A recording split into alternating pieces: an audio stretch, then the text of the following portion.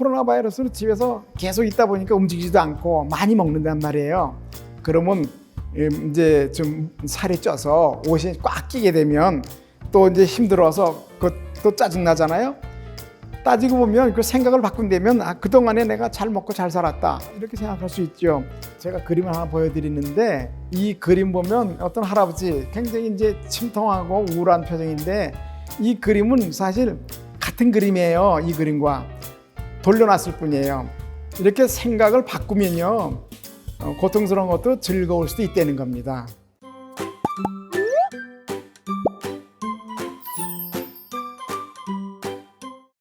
안녕하세요. 유수연입니다.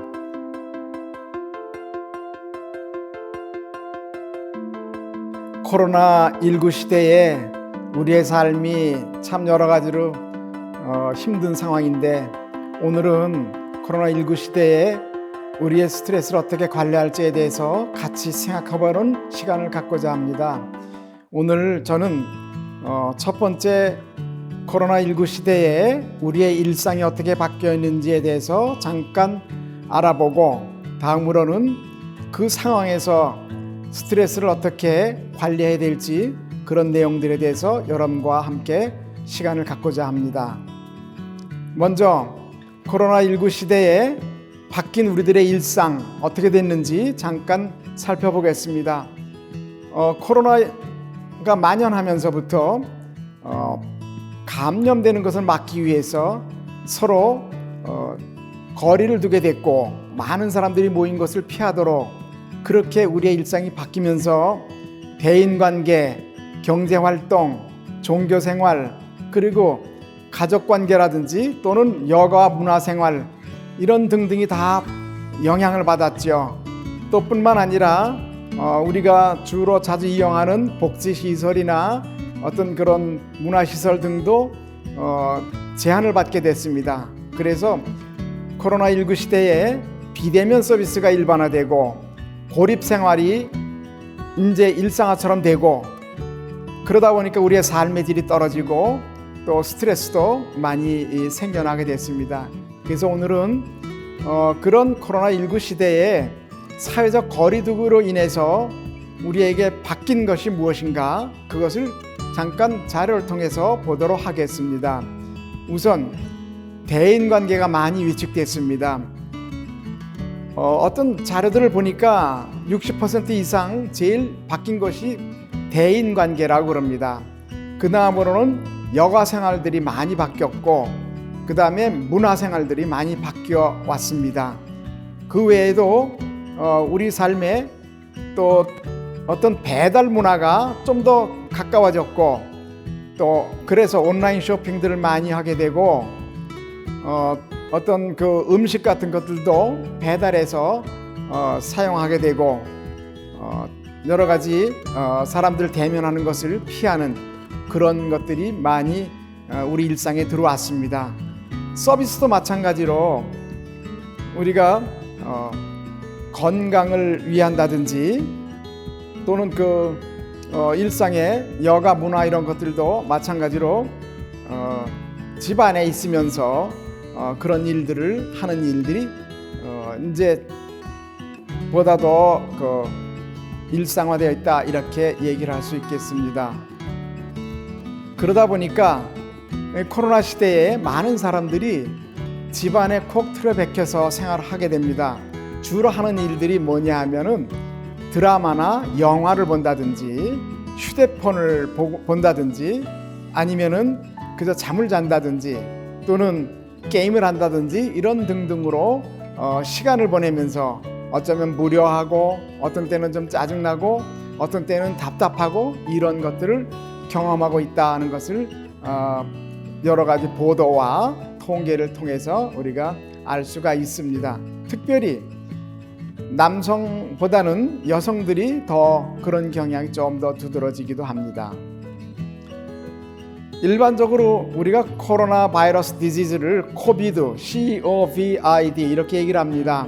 그런데 이 코로나 바이러스 디지즈를 코로나 바이러스에 의한 전염병 이건데 코비드를 요새 사람들의 패러디에서 말하기를 코를 컨슈머 트렌드 즉 소비자들의 어떤 그 변화, 그 약자로 C를 쓰고 O를 ongoing crisis, 위기가 계속된다 그런 뜻으로 O를 약자로 쓰고, 그 다음에 V는 바이러스 아웃브레이크, 다시 감염 상태가 다시 재출현한다 하는 얘기고, I는 international cooperation, 이런 일들을 위해서 국제가 공조해야 된다 그런 의미에서 I, 그리고 마지막 D를 depression, 우울증, 이렇게 사람들이 얘기를 합니다.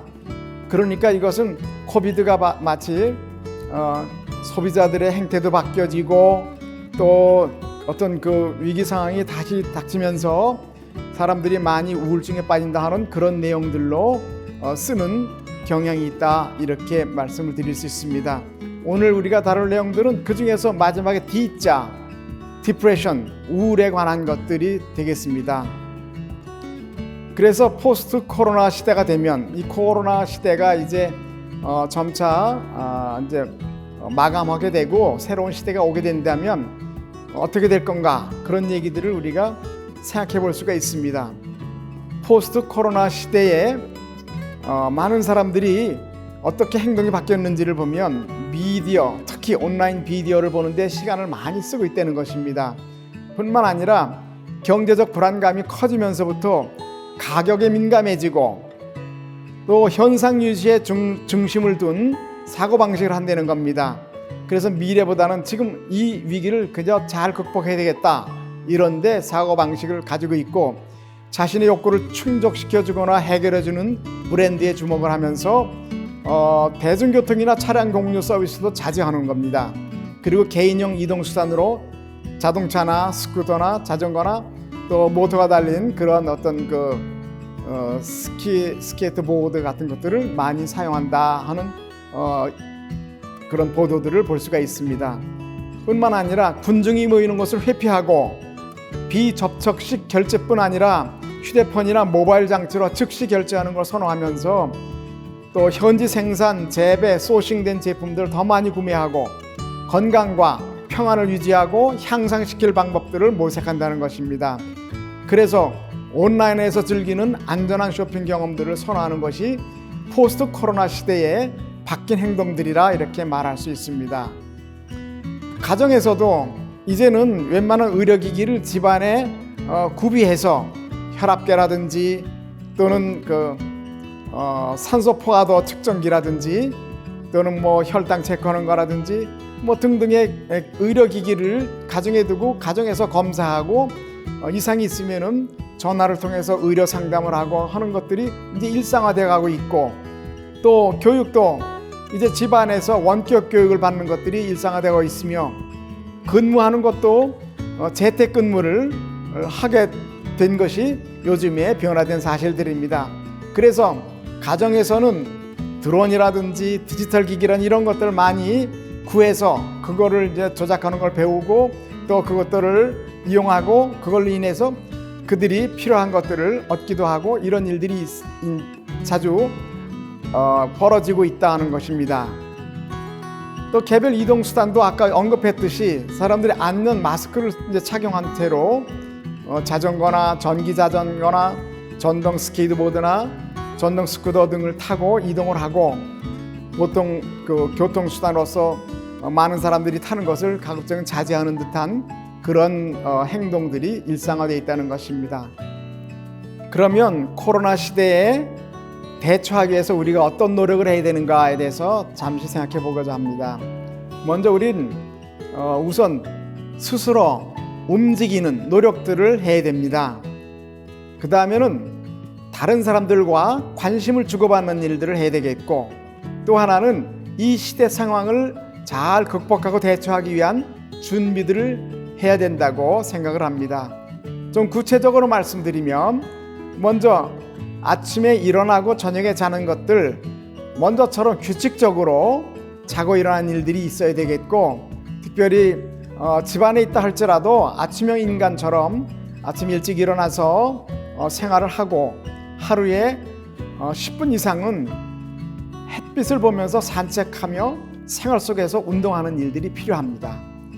또 두 번째 단계에서는 우리가 다른 사람들과 뭔가를 주고받아야 되는데 우리가 직접 만나서 서로 대화하거나 만나서 무엇을 주고받기는 어렵지만 전화나 문자로 또는 영상 기기를 이용해서 가족이나 지인들과 안부도 전하고 또 서로 소식도 나누고 또 필요하면 의사소통도 하는 것, 이렇게 이웃에게 관심 쓰는 것이 중요합니다. SNS나 또는 영상 기기를 통해서 취미 생활도 우리 해보는 것도 굉장히 중요합니다.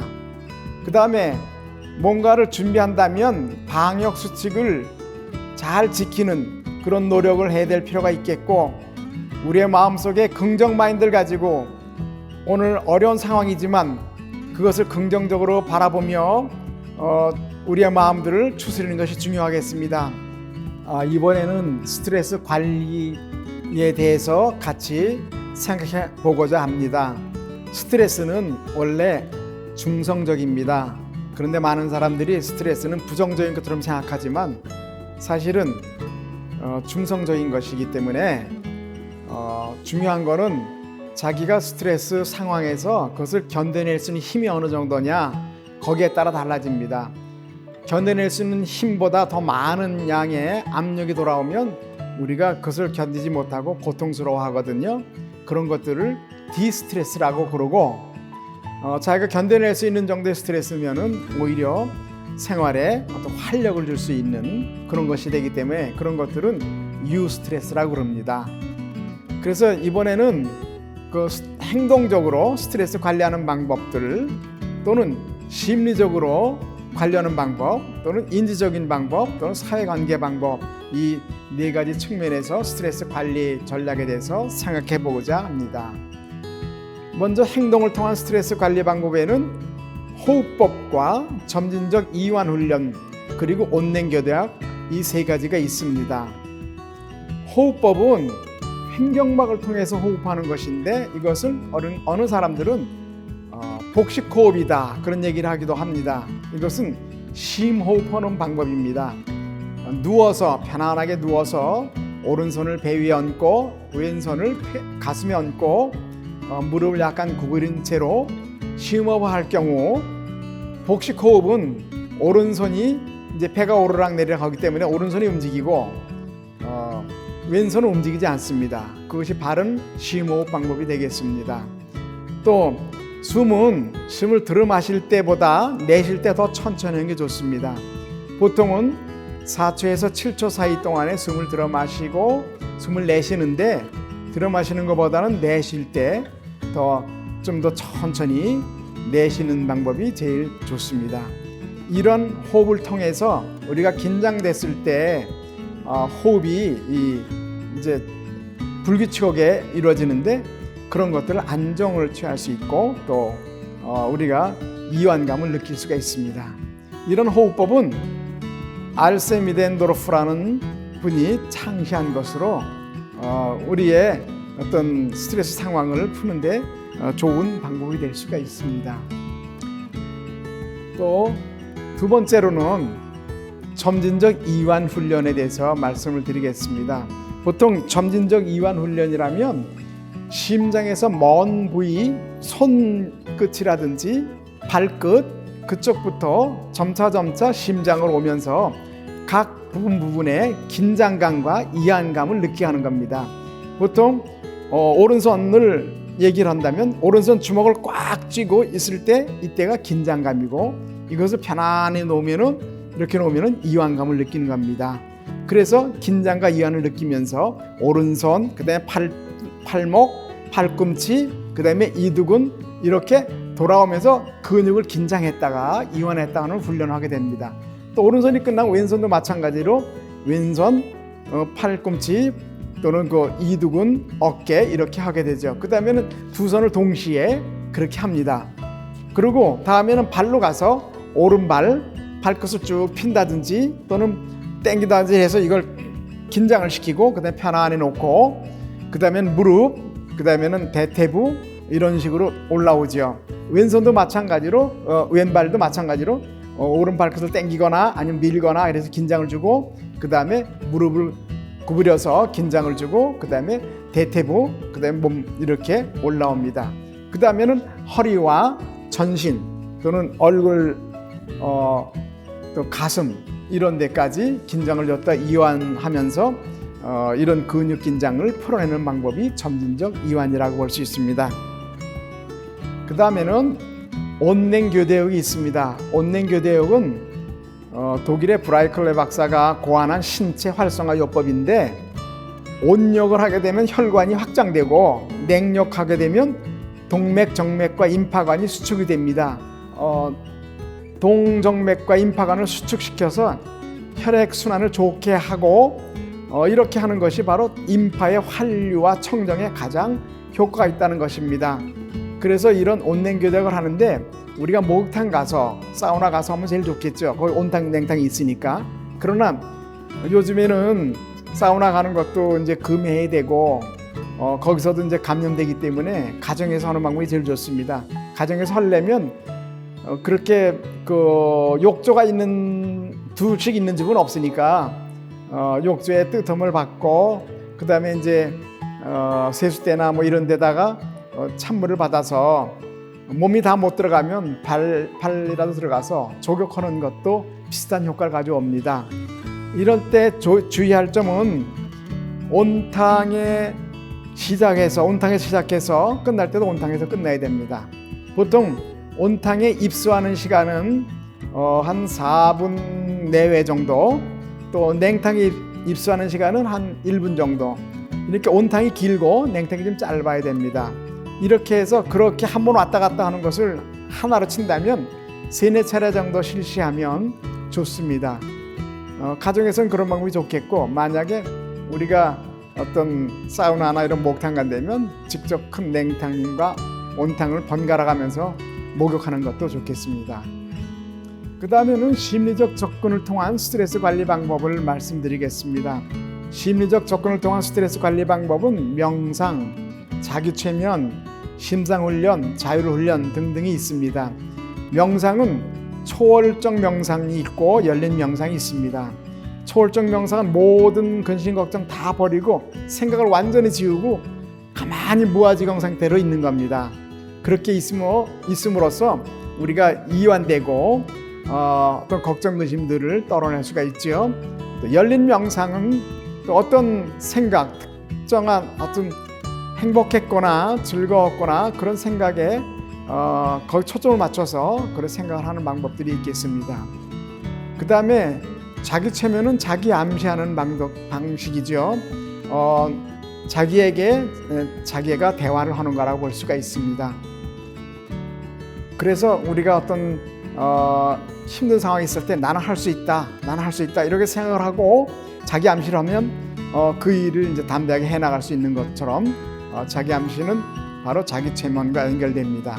심상훈련은 유도된 공상이라고 볼 수 있습니다. 너무 힘들어할 때 자기 과거 어린 시절에 가장 행복했던 순간이나 아니면 내가 살아온 동안에 즐거웠거나 기뻤던 순간을 생각을 하고 그것을 찾아가든지 하는 것들입니다.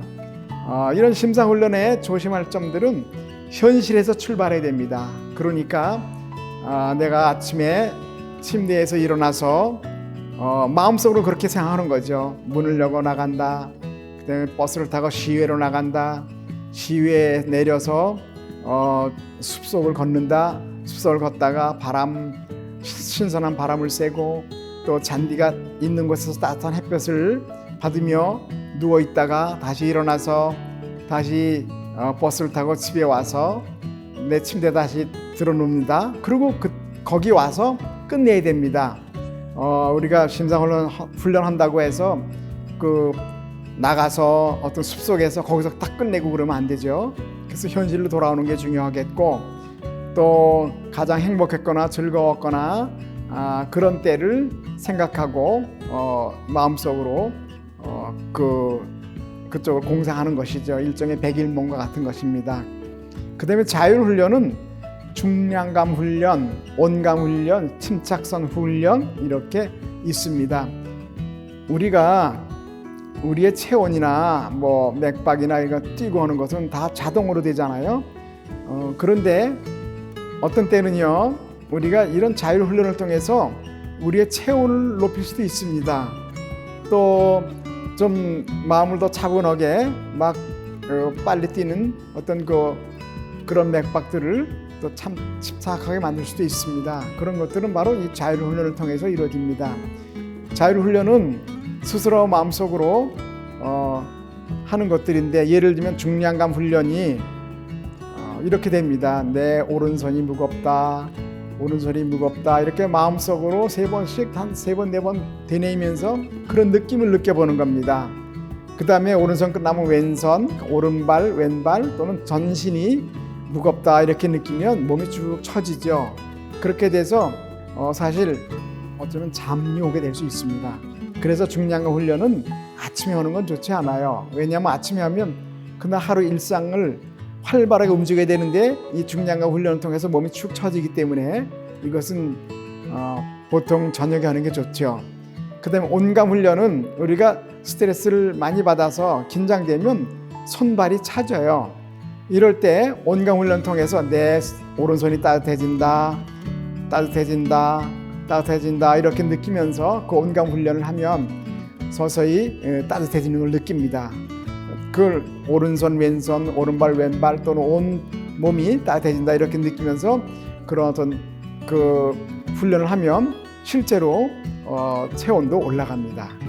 침착서 훈련이라는 것은 마음을 침착하게 하는 것이죠. 내 마음이 편하다, 행복하다 이런 생각을 하면서 긴장됐거나 막 두렵거나 또 불안하거나 하는 것들을 이제 침착하게 만들어주고 이완시키는 방법이라고 볼 수 있습니다. 그 다음에는 인지적으로 접근하는 스트레스 관리 방법이 있습니다. 인지적 방법은 크게 2가지로 나눠서 얘기를 할 수 있는데, 하나는 인지를 재구조화하는 방법이 있고, 또 하나는 부정적인 생각을 중단하는 방법이 있습니다. 인지적으로 재구조하는 방법은 생각을 바꾸는 방법입니다. 우리가 어떤 상황이나 사건에 부닥치게 되면 거기에 대한 감정 반응이 일어납니다. 갑자기 어떤 충격적인 사건이 일어나면 굉장히 부정적인 어떤 정서 반응이 일어나게 되거든요. 그런데 그것을 직접이 아니라 사실은 중간에 우리가 가지고 있는 신념 체계나 인지 구조를 통해서 그 상황이나 사건을 해석을 하고 그렇게 해서 정서 반응이 일어나는 것이기 때문에, 신념 체계나 인지 구조가 잘못되어 있으면 어떤 상황이나 사건을 늘 부정적인 쪽으로 반응하게 될 수도 있습니다.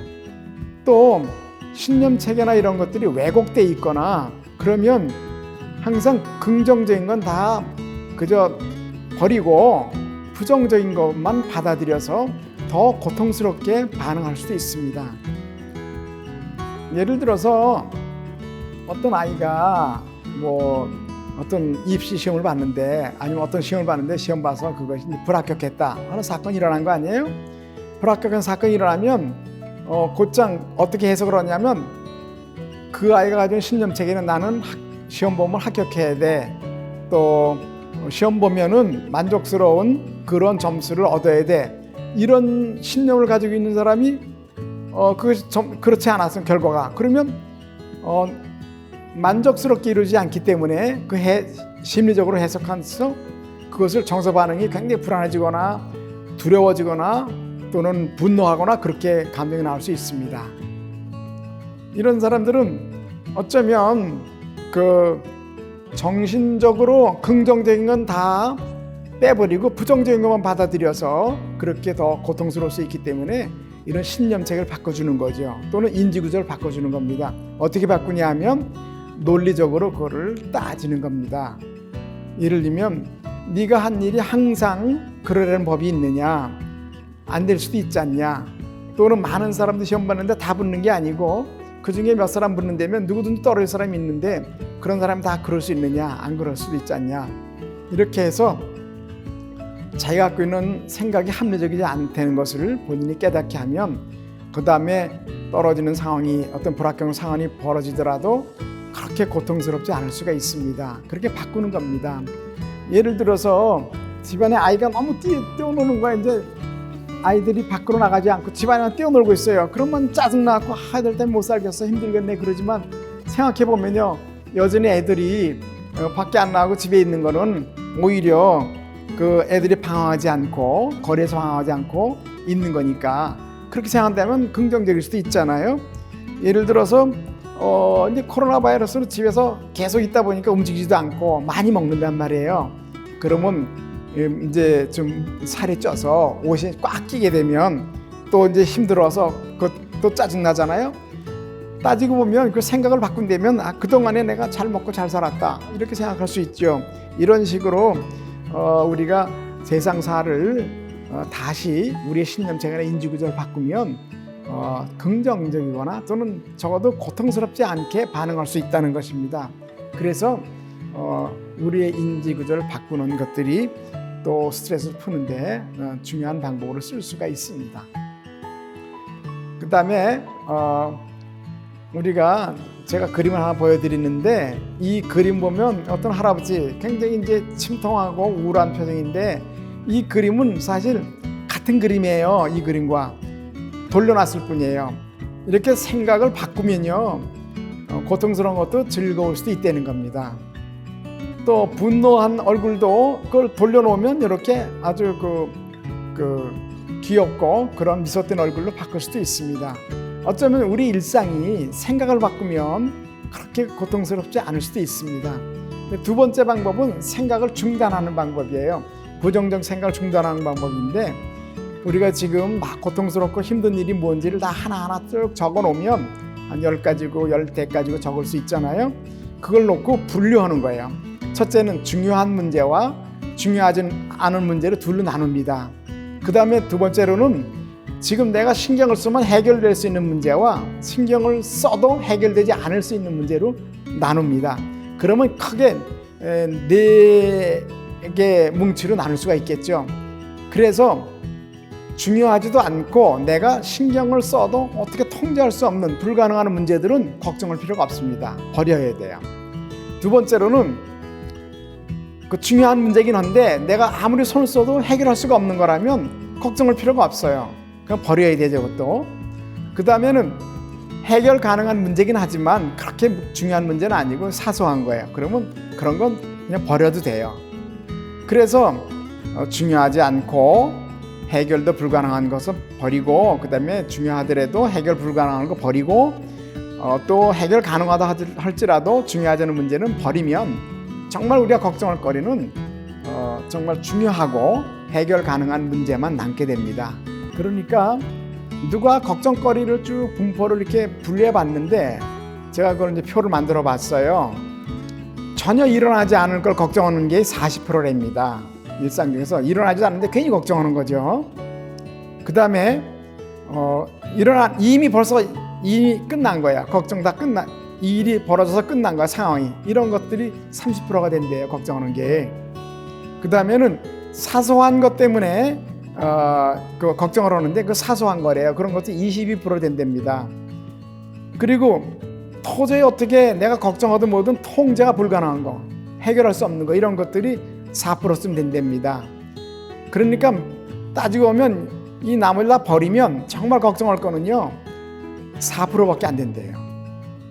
꼭 해야 할 걱정 4%밖에 안 된답니다.